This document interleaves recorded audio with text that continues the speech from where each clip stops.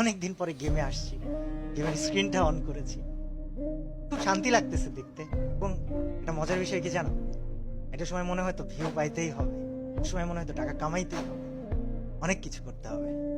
ওটা এখন কি মনে হয় জানো, এখন মনে হয় কিছু একটা করে যেতে হবে যেটার জন্য মানুষ আমাকে আজীবন মনে রাখবে।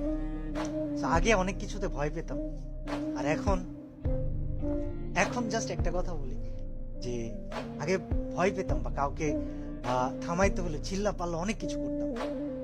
এখন সবচেয়ে ধীর স্থির ভাবে, সবচেয়ে নরম কণ্ঠে, সবচাইতে ইফেক্টিভ কাজগুলা করে দেখাইতে চাই। তো আমার জন্য দোয়া করো, আমার সাথে থাইকো। আর বিশাল অ্যামাউন্ট অফ মানুষ আমাকে প্রশ্ন করতেছে, কল দিতেছে যে ভাই আপনার চ্যানেলের 1800 ভিডিও কোথায় গেল।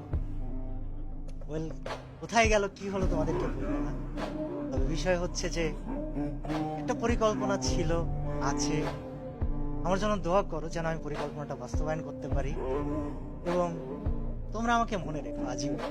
আমি তোমাদেরকে আসলে অনেক ভালোবাসি, কিন্তু তোমাদের থেকে বেশি ভালোবাসি আমি আল্লাহকে। তো আমার পরিকল্পনাটা অবশ্যই থাকবে, তবে আছি আমি কিছুদিন তোমাদের জন্য সাথে থেকো। আর অফিসিয়ালদেরকে আমি বলবো, আপনারা যদি আমার এই ভিডিওটা দেখে থাকেন, আমাকে খারাপ ভাইবেন না।